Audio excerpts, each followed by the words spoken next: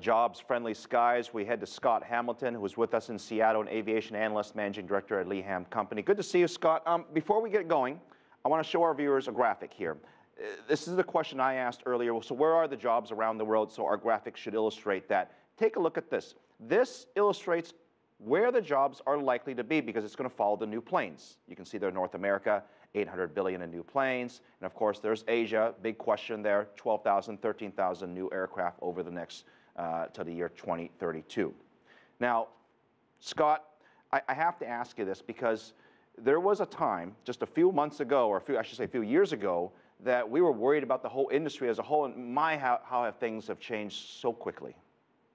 Well, indeed, the global economy has come back. Right now, we're seeing a spike in profits due to the lower oil prices. But this is cyclical. The long-term growth will be up, but we'll see some downturns in the meantime. The jobs. We talked about the pilots before, but there's a whole crew of other jobs that are needed as well, right?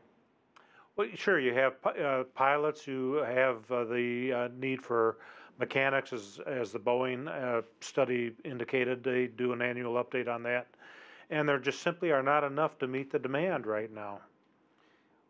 What's the issue?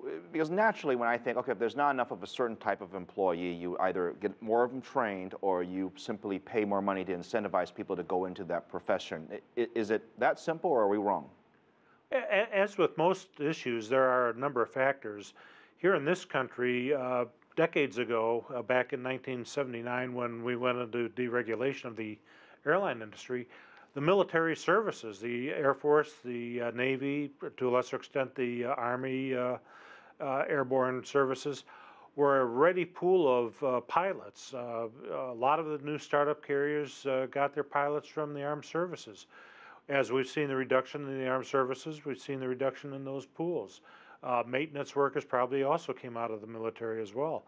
But fundamentally, we here in this country do not have the schools, aviation training schools, to meet the demand. And this is true in China as well. And there's another factor as well, right? Because I spent time in Asia, and you look at, Cathay Pacific, Singapore Airlines, they expanded a great deal over the past couple of decades. And a lot of their pilots, a lot of the sort of people working on the planes, they weren't necessarily all from domestic. They got a lot of their talent from overseas. And does that have a factor when you think of global competition for, say, pilots, for example?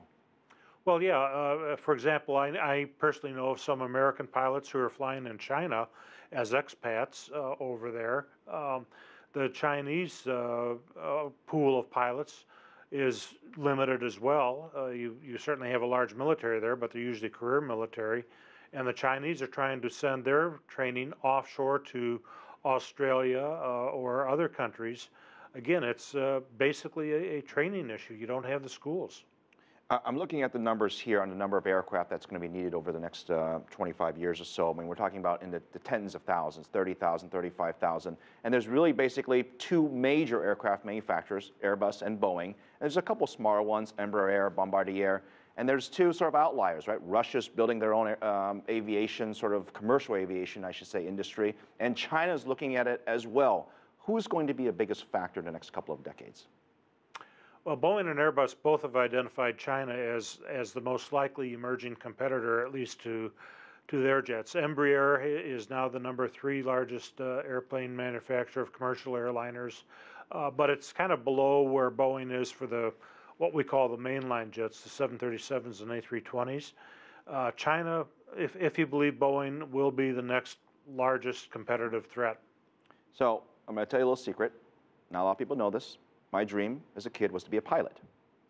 And this is, of course, many decades ago, but I'm just curious, if that was something that I wanted to do, if I wanted to be a pilot or something related to the airline industry, what's the resources? Where do I go to get more information about that? Well, there are various professional associations that you can get information about becoming a pilot. You could also check with, in this country, the Airline Pilots Association to get some data, I'm sure. One of the job pools, of course, is what's called the regional airlines, the commuter airlines. One of the problems that they have is that the pay is so low that they are having a very tough time finding pilots. You may remember the Continental Express accident in Buffalo a few years ago, it came out that the pilots on that airplane were paid $25,000 or $15,000 for the co-pilot. Very, very low pay. That's an issue too. Yeah, people forget the range is very high depending on where you work in and which country you work in. Scott Hamilton, thank you very much. Good to see you from Seattle. Good to see you.